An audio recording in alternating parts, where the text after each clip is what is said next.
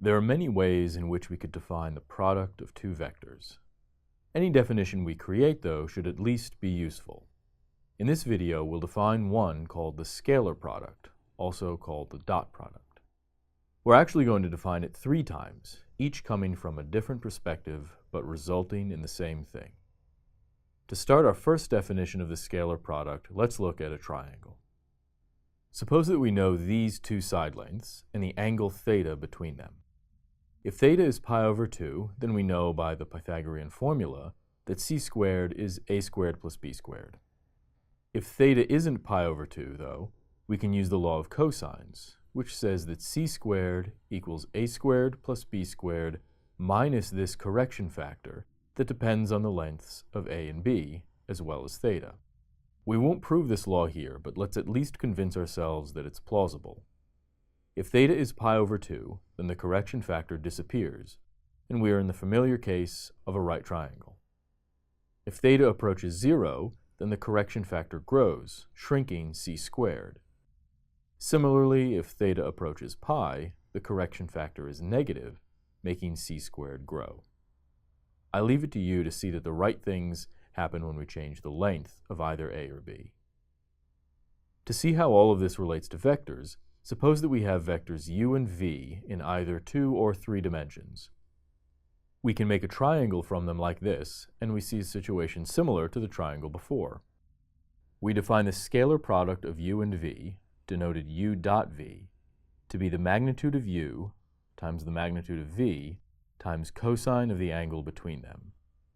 In other words, the scalar product is 1/2 of the correction factor in the law of cosines. 3 properties of the scalar product are immediate from this definition. First, as the name implies, it's a scalar and not a vector. Second, it's commutative. Third, if we multiply each vector by a scalar, then we get the corresponding scalar product by multiplying u dot v by ab. This is a good definition, but it's not great for evaluating a scalar product if we're given 2 vectors in this form, because it's not clear how we could determine cosine of theta easily from these numbers.